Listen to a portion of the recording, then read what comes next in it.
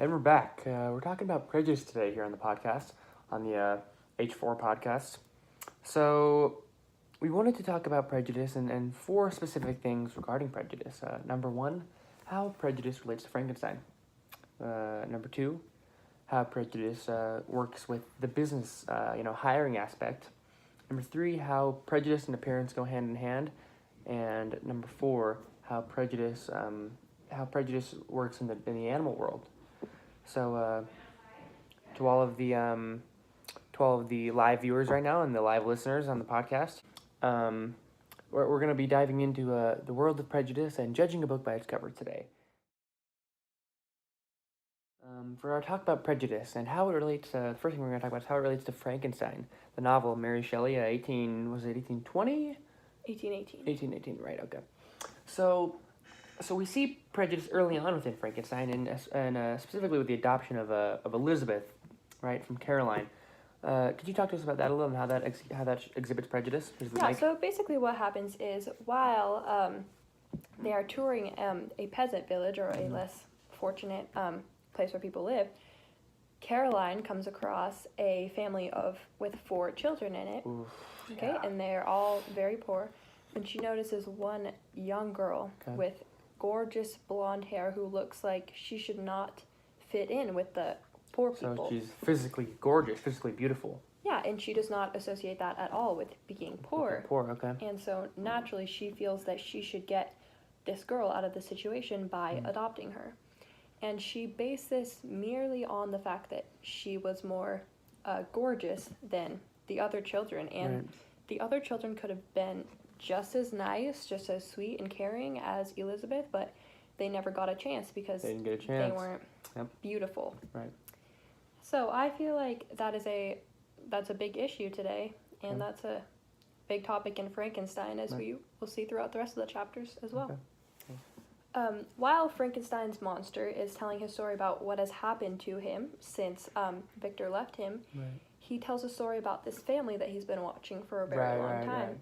And he notices that there's a blind man in the family, and he really wants to be part of this family. He really wants to be able to connect with them. Mm-hmm. And so he devises a plan to talk to the blind man because he will not be able to see him and judge him for who he really is. Do you want to talk a little bit about the scene and how it relates to prejudice? Yeah, I'd love to do that if you want to hand me the microphone. Thank you. So this is a perfect example of prejudice in the novel. We have a blind man who obviously cannot he cannot create these preconceived notions by looking at the physical attributes that Frankenstein, the monster, possesses. He cannot jump to conclusions. He cannot form these stereotypes. Maybe since he's so tall and hideous and disgusting, maybe he's evil. That could be one thing that many people think throughout the novel. But the blind man is stripped of the ability to judge a book by its cover, like we've been talking about. He doesn't see Frankenstein as a monster. He hears them as a kind, as a relatable, as a lost soul. Interesting. Yeah, and I think that goes to show how it's not about what's on the outside, but what's on the inside. It really, it's how we speak from the heart, and it's how the inside tell the story. I think we've got we've got a little another exhibit of prejudice, and it's when we are introduced to Kremp and Waldman, 2 professors of Victor's from his past, and Victor shows a little prejudice again. He shows a little stereotyping towards the 2. Could you talk about that for a little? Yeah, of course, he does, definitely. When he is describing Waldman, he describes him as being definitely more attractive than his other professor, Kremp. And naturally, this makes him seem as though Waldman is a better person, or he's smarter, and he's described as being just a nicer person in general. While Kremp, he obviously is not very fond of. Okay, and he is definitely described as much less attractive. And so because he's less attractive, that kind of puts the just the idea into Victor's head that means that he's not as good of a person as Waldman is, simply because he is judging based on his appearance. All right, the next segment we're going to be talking about how prejudice can affect the workplace or a worker's endeavor to find a job. So let's hear some words from Lisa Lumsden. Mom, why is it good to not judge a book by its cover and to not execute prejudice when you're hiring or when you're operating your business on a day-to-day basis?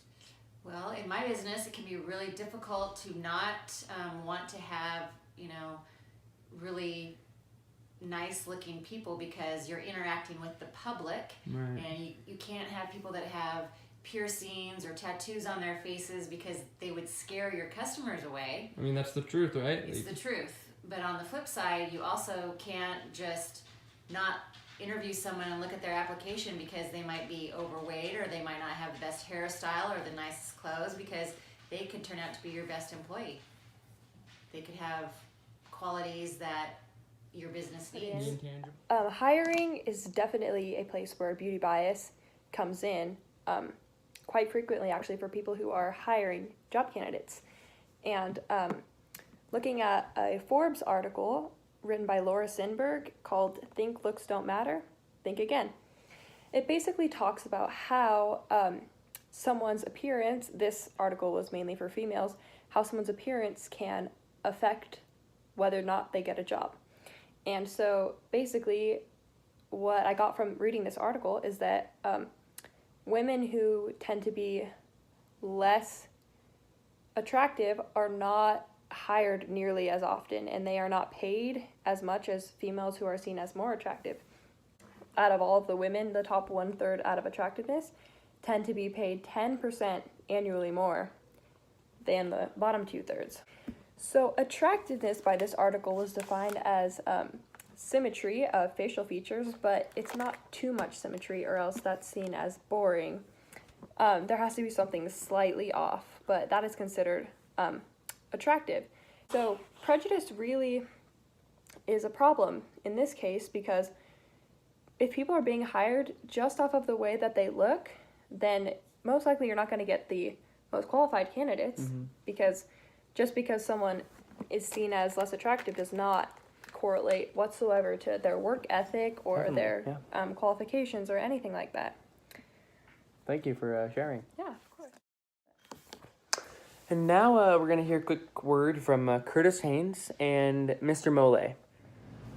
For me, I think, especially when people talk to me on the phone, it's they create this perception of who I am, what I look like, and then when they actually meet me face to face, it takes them back from in a situation of they expected my name to be different, or they expected me to have an accent with different dialect, which I think for me is it's kind of nice for me, because it makes them realize that, you definitely shouldn't judge a book by its cover because of what you've heard on the phone versus who you're meeting face to face.